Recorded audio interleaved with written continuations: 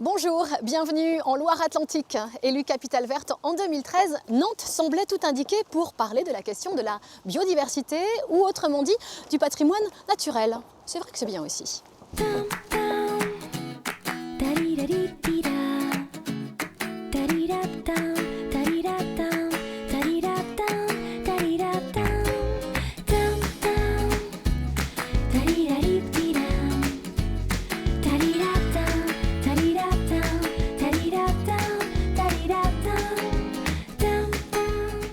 On commencera par le chouette muséum d'histoire naturelle où m'attend Philippe Guillet, son directeur.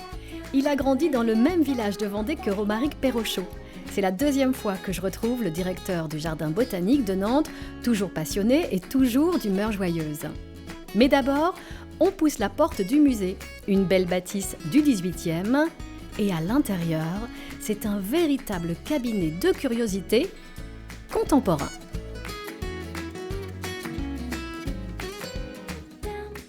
Un muséum, c'est un musée de sciences. Donc on parle des sciences. Alors évidemment, un muséum, on va parler plutôt d'histoire naturelle, c'est-à-dire de tout ce qui concerne l'étude de la nature, de l'environnement, de tout ce que l'on peut trouver sur la Terre, dans l'univers. Voilà. Donc c'est une vocation extrêmement généraliste, un muséum. On parle de patrimoine naturel, bien sûr. Patrimoine naturel avec des collections qui sont là depuis 200 ans, 250 ans, même pour les plus anciennes.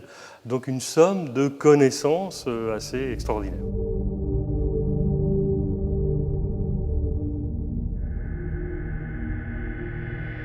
Alors à l'origine, ça fait partie effectivement du mouvement des muséums que l'on a connu au début du 19e, à partir des cabinets de curiosité hérités du siècle des Lumières, avec évidemment le développement des connaissances du monde. On partait à la découverte du monde vraiment pour connaître les animaux, la flore, les habitants aussi. C'est pour ça qu'on a aussi des collections d'ethnologie dans nos musées. Vraiment, c'est cette connaissance du monde, c'est ce voyage à travers le monde. Donc les muséums sont l'expression de ce qui s'est passé au 19e.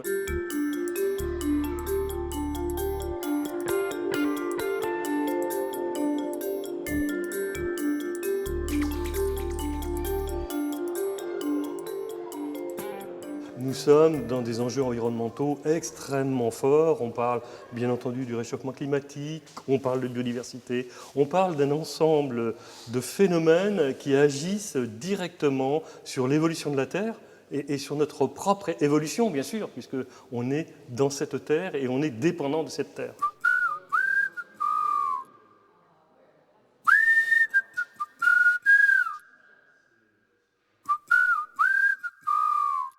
La Loire coule, puisque on le sait, c'est un corridor, c'est un lieu où passent quantité d'espèces, animales bien sûr, végétales, qui coulent elles aussi le long de la Loire. C'est un axe très très fort. On retrouve la Loire ici, dans chaque vitrine, bien entendu. Ouh là là, attention, fragile. Moi qui imaginais toutes ces espèces enfermées dans des vitrines poussiéreuses, que nenni. Ici, on veille, on toilette avec le plus grand soin sur cette grande collection. Nos collections racontent la biodiversité d'il y a 200 ans. Et c'est ça l'intérêt aussi de nos établissements, c'est qu'on sait exactement comment était cette biodiversité il y a 200 ans. Donc on est capable, depuis ce temps-là, de retracer l'histoire de cette biodiversité. Donc je crois que c'est ça aussi l'apport de nos vieux établissements, bien entendu, à cette nouvelle connaissance du patrimoine naturel, du patrimoine qui nous entoure. La collection n'est jamais exhaustive. On ne connaît pas encore la totalité des espèces animales ou végétales de par le monde. Tous les jours, on découvre de nouvelles espèces. Et des espèces quelquefois importantes, pas du tout, je dirais, une petite mousse ou un petit insecte. Non, des animaux véritablement importants. Ce qu'il faut savoir, c'est que chaque espèce a sa place. Donc c'est vrai que d'enlever une espèce, eh bien, ça a évidemment des répercussions sur l'ensemble des autres espèces. Bon, c'est bien joli tout ça, mais si on allait voir des animaux vivants, on part sur la rive sud de l'estuaire de la Loire, un espace habituellement interdit au public pour préserver la faune sauvage. Certains ont toutefois le privilège parfois de découvrir le site. Eh ben on y était. Voici des privilégiés. Ils ne sont que quelques dizaines par an à pouvoir pénétrer dans ces lieux. Ici, vous venez de rentrer là depuis 10 secondes sur la réserve du Massereau qui est logiquement interdite au public. Alors c'est une réserve de chasse et de faune sauvage pour protéger les animaux et en l'occurrence les oiseaux. Un espace naturel situé en rive sud de l'estuaire de la Loire, au bord du canal de la Martinière. Près de 700 hectares de milieux humides, des marais constitués de prairies naturelles, entretenues aujourd'hui par une espèce endémique, la vache nantaise. La conséquence de l'action de l'homme au fil des siècles pour rendre la Loire navigable. 20 mètres derrière nous, c'était le bras principal de l'estuaire de la Loire. Ça s'appelait le bras du Migron. Et il y a encore 50 ans de ça, ce bras-là, il était très important. Tu vois bien le nid maintenant? Ouais. La propriété désormais d'une faune sauvage et diversifiée. Pour aller à sa rencontre, il suffit juste de vagabonder et de poser son regard sur le paysage environnant.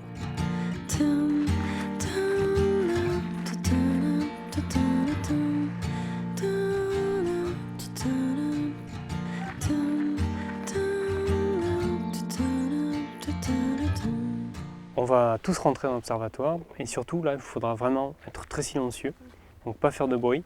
Donc l'intérêt c'est de ne pas les déranger. La réserve abrite plus d'une vingtaine d'espèces, canards soufflés, siffleurs, chippeaux, sarcelles d'hiver, aigrettes ou encore hérons cendrés. Vous voyez le rapace là en haut? Ouais. Donc ça c'est une buse, c'est elle qui les fait décoller. Des oiseaux migrateurs qui trouvent là un espace de reproduction et d'alimentation et qu'il s'agit de reconnaître. Sur le front. Oui. Traîne blanche. Mais l'autre espèce. Alors c'était la sarcelle d'hiver. Parce qu'il y en a une, elle a la crête marron aussi, Voilà. marron-rouge. Rouge avec du vert. Oui, c'est ça, j'ai Et vu. c'est le seul canard qui a La sarcelle du rouge et vert. du vert à la fois sur la tête. Avec des découvertes parfois étonnantes. Ils ont développé une technique qui ils sont tout à fait adaptés aux prédateurs de jour. C'est-à-dire qu'ils ont le cerveau divisé en deux. Voilà, donc ils reposent une partie du cerveau. Ils alternent toutes les 10 à 20 secondes. Ils font des micro-siestes. Et ils se reposent aussi généralement où il y a beaucoup d'oiseaux, parce que le nombre fait qu'il y a toujours un guetteur dans le groupe. Un spectacle surprenant dans un cadre naturel singulier. Écoutez, déjà, ce qu'on voit, c'est vraiment très joli. Et aussi, voir autant de canards, je n'ai jamais vu autant. Et je ne pense pas non plus que les résidents dont on s'occupe ont eu l'occasion de voir ça. Et j'espère qu'ils garderont ça aussi en souvenir.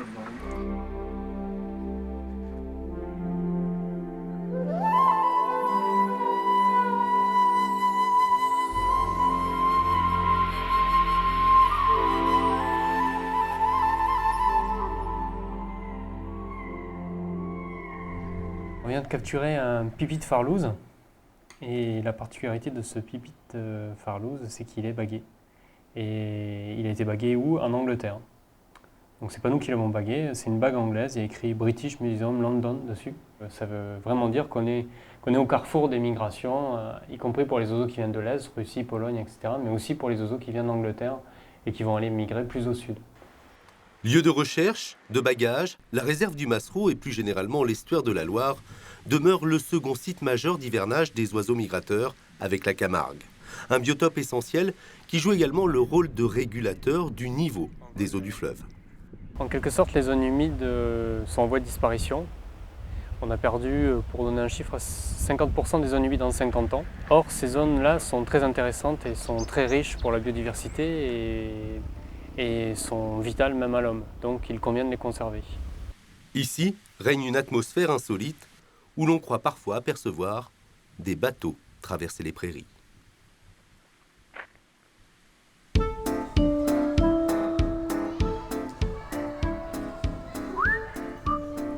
Là, c'est les oiseaux de couleur. Alors les oiseaux de couleur, nous avons les perruches, les petites perruches, les perroquets, nous avons le kakapo Oh, de il est rigolo Nouvelle-Zélande. celui-là. Alors le kakapo est un oiseau, il reste à peu près, je crois, 120 exemplaires.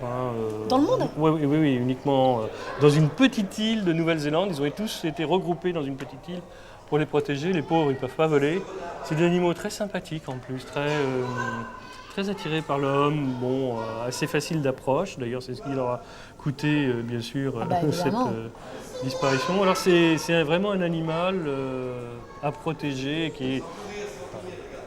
Vous avez vu ces couleurs de Ouais, dingue? Absolument, absolument. Parmi les pigeons et colombes, il y a beaucoup de choses extraordinaires, ouais, absolument.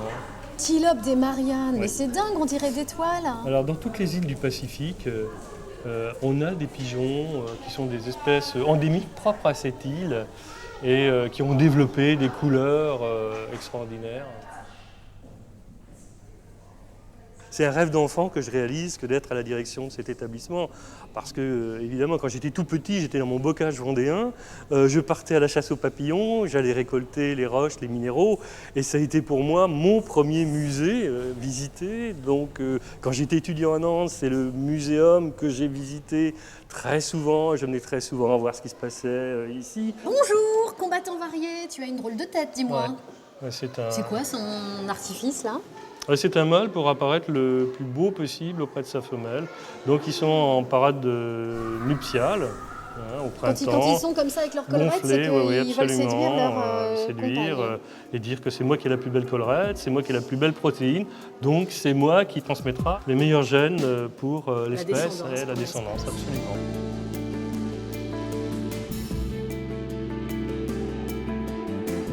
Il y a des oiseaux disparus, il y en a notamment deux. Il y a le grand pingouin qui a disparu début 19e, 1844 je crois. Les derniers spécimens emportés par un raz-de-marée. Bon, voilà, ça me fait un peu triste pour un bel animal. Donc là, il est ici, il est représenté ici. Et puis il y a le pigeon migrateur. Le pigeon migrateur qui était très très présent dans tout le nord-est des États-Unis, le sud du Canada, sud-est du Canada, et qui a disparu de façon dramatique en quelques dizaines d'années seulement. Le musée possède aussi une collection d'ouvrages anciens de botanique, des herbiers de 1825 qu'il faut aussi préserver et qui sont pour le moment conservés à l'abri des regards. Allez, en route, on part à la pêche. Pas pour déguster, plutôt pour préserver encore une fois. La pêche aux écrevisses, péché mignon de nos campagnes françaises, a bel et bien vécu ces dernières heures. Menacés par un environnement hostile, les crustacés sont désormais en péril. Depuis quelques années, des professionnels de la protection des cours d'eau viennent à la rescousse et tentent de maintenir leur biodiversité. Donc l'écrevisse qu'on recherche ici sur ce ruisseau, c'est l'écrevisse à pattes blanches. C'est l'écrevisse autochtone sur le territoire européen, qui était présente avant partout, qui fait partie du patrimoine naturel, environnemental, mais aussi patrimoine des familles qui consommaient cette écrevisse. Donc c'est une espèce qui est interdite à la pêche et qui subit des pressions assez fortes au niveau des activités humaines, du braconnage et de la modification des milieux. Donc on va les préparer les nasses là? Ouais. Donc une dizaine sur ce secteur. Ouais.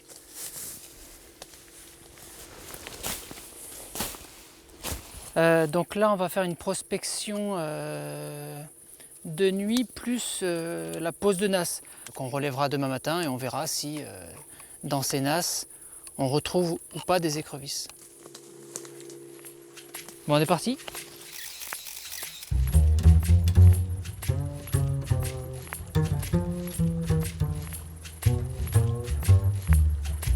Là, c'est la deuxième écrevisse qu'on trouve sur 10 mètres de prospection, ce qui est plutôt pas mal.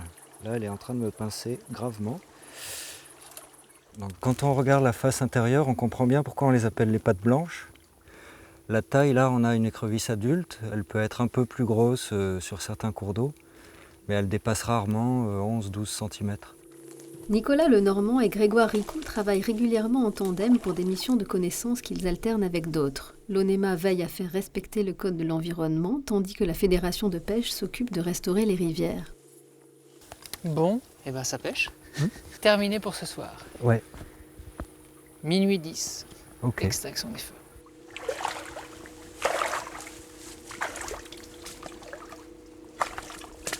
Alors, Ah, il y en a une belle, qui ressemble à celle de la même taille qu'on a vue hier soir. ouais. Globalement, les actions qui vont être menées sur le bassin du Changeon et sur ce ruisseau en particulier vont amener à augmenter les habitats sur le ruisseau et on l'espère être favorable aux espèces pour créer des habitats et donc multiplier, augmenter la dynamique de la population. Bon, on en a quand même 3. Quand même ou que? C'est un succès. Difficile d'avoir une visibilité sur la présence réelle des écrevisses, surtout lorsque de nombreux facteurs jouent contre elles. Engrais, pesticides, stations d'épuration, recalibrage des rivières, pièges en tout genre seront de plus en plus fatals à cette espèce en danger. Il faut donc espérer que cette biodiversité perdure, à moins qu'elle ne soit remplacée par une autre venue d'outre-Atlantique. Mais ceci est une autre histoire. Retour à Nantes, sous l'extraordinaire serre du jardin. C'est là que Romaric me raconte l'origine de ces grands jardins urbains qu'on n'a pas installés là juste pour la balade. Bah non. Sous Louis XV, donc on est vers 1700, il y a une lettre patente, on appelle ça de Louis XV, qui a imposé à chaque capitaine de navire qui partait donc à l'autre bout du monde de ramener des plantes obligatoirement dans sa cargaison sous peine de prison. Quand il arrivait, donc par exemple à Nantes, il devait livrer des plantes qui devaient aller dans le jardin royal, qui est le jardin des plantes de Paris. Sauf que déjà, après 3 mois de bateau, l'écume, les plantes étaient tirées un petit peu la tête. Et donc, il y avait des jardins d'acclimatation avant d'arriver au jardin royal de Paris. Donc, c'était un jardin, on va dire, de requinquement, de quarantaine pour les plantes qui venaient de l'autre bout du monde.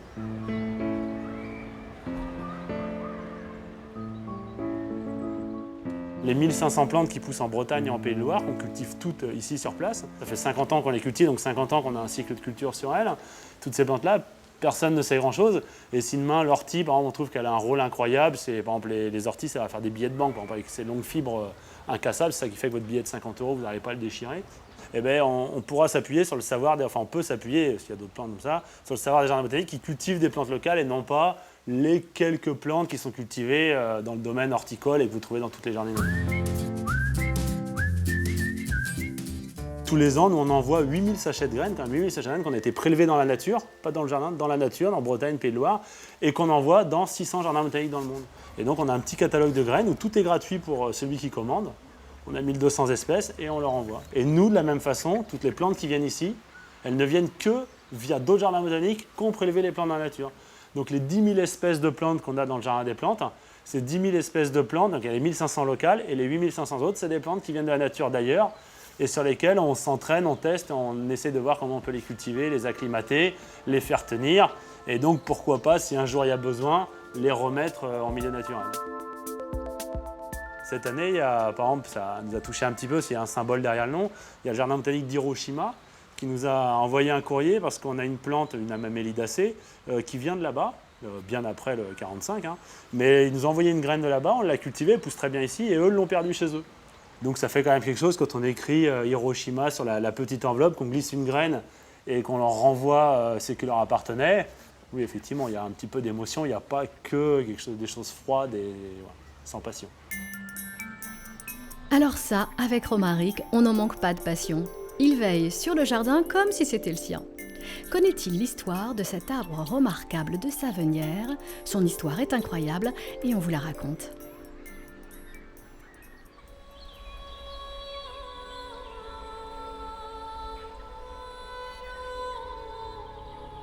Un arbre comme il en existe peu. Un arbre resté à l'abri des regards jusqu'au début des années 80. La municipalité rachète le parc d'un château et apparaît alors un spécimen hors norme.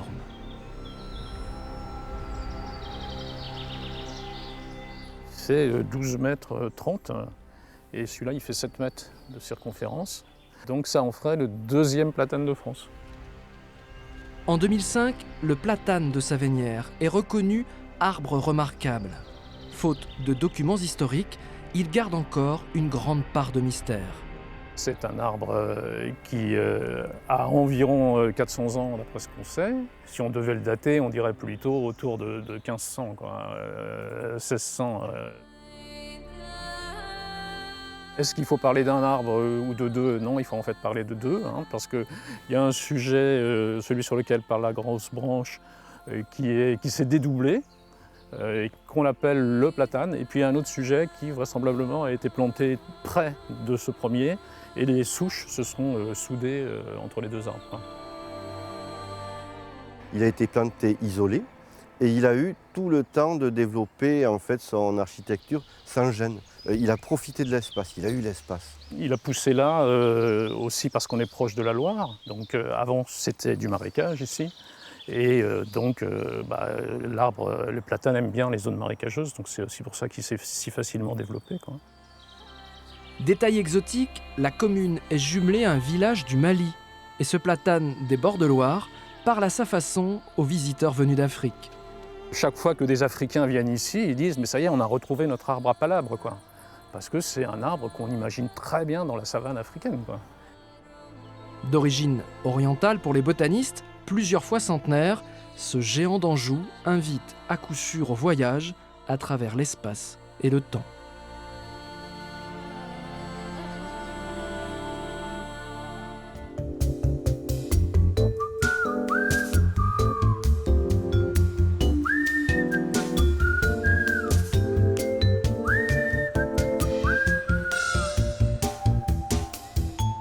Ici, tu surplombes non pas 1500 ans d'histoire, mais les 1500 plantes qui poussent en Loire-Atlantique et en Bretagne. Donc on a l'intégrale des plantes que tu peux trouver dans la région. Donc que tu sois sur une dune, que tu sois dans un fossé, que tu sois dans une forêt, si tu vois une plante devant toi, tu te dis mais c'est quoi cette plante? Tu peux venir ici, elle y est forcément, tu as une sorte de livre à ciel ouvert, d'herbier à ciel ouvert, de toutes les plantes de la région. Et ça, c'est assez rare dans les jardins botaniques d'avoir l'intégrale de la région. Et en plus, on a eu la bonne idée, c'est qu'on les a classées par famille.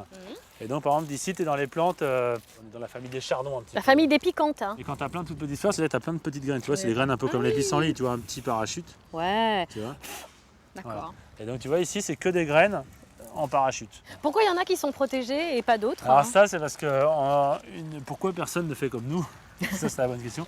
Parce que c'est hyper dur techniquement, puisque côte à côte, il va y avoir une plante qui pousse en forêt, à côté d'une plante qui pousse en milieu desséché. Okay. Et donc, on limite un peu la forêt en la mettant un petit peu à l'ombre. À côté, est un milieu desséché. À côté de l'autre, tu vois, il y a un petit bac parce qu'on va lui ajouter un peu d'eau parce qu'elle va vivre dans le marais. Et là, on imite un petit muret. Exactement. C'est que... Ça y est, on y est, voilà.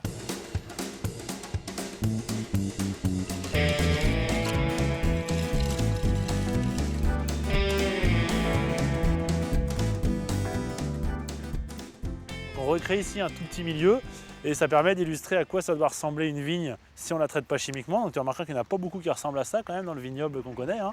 Mais c'est à ça que devrait ressembler une vigne si on ne la traite pas.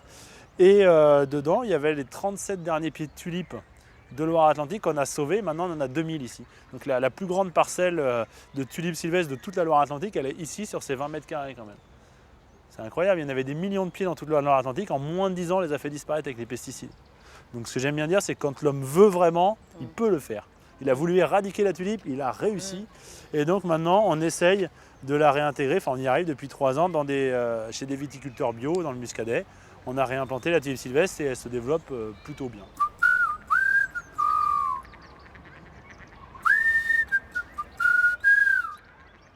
Les Landes, c'est le milieu qui a le plus disparu en Loire-Atlantique sur les 50 dernières années, à cause du drainage agricole notamment.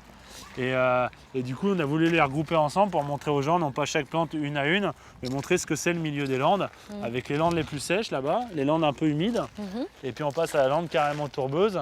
Et là, il y a une petite frontière, c'est bientôt il va y avoir un petit chemin, et la tourbière avec que des plantes carnivores. Tous les petits tubes que tu vois qui dépassent, c'est des plantes carnivores.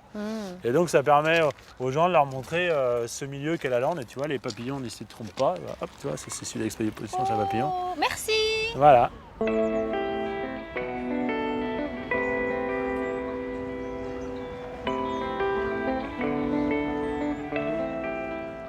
Est-ce que tu sais comment on reconnaît une forme à coup sûr? Comment? Parce qu'elle a du lait quand on la casse? Exactement. C'est vrai? Ben oui. J'ai gagné quoi? Pas le droit de goûter le lait, pas le droit de la goûter parce que c'est hyper ça peut rendre aveugle par exemple. Et du coup cette forme-là, elle vit dans une oasis d'Algérie. Point barre.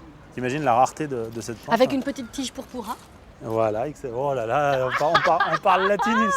On parle latinus ici. Ouais, mais on va s'arrêter là. Cette espèce de trèfle à 4 feuilles. Oui. Et ben là, tu as la plus belle population des Pays de Loire quand même. Ça, c'est la plus grande surface de cette plante-là dans tous les Pays de Loire. Mais alors là, pour le coup, ils sont tous à 4 feuilles. Donc c'est d'en trouver un à 3 qui devient quelque chose de rare. Exactement. Parce qu'en fait, c'est une fougère. On se dirait pas comme ça, mais... C'est une grenouille. Ouais. Mais les trèfles, d'habitude, ils font des fleurs, tu sais, qu'ils font du sucre que tu manges. Et ceux-là ne font jamais de fleurs vu que c'est une fougère. Donc elle fait des spores comme toute fougère. Du coup, la dernière plante, alors qui est plus belle au printemps, c'est une plante plutôt de printemps, c'est l'angélique des estuaires, donc la plante qui pousse que dans l'estuaire de la Loire et de la Gironde, dans le monde entier. Est-ce que c'est l'angélique verte que l'on fait confire? Eh ben, c'est une très proche, mais je vois qu'en botanique, la prochaine fois, je vais peut-être poser les questions et vous répondrez à mes questions. Voilà, c'est mon ventre qui parle. Ah ouais, c'est ça. L'angélique confite. Mais...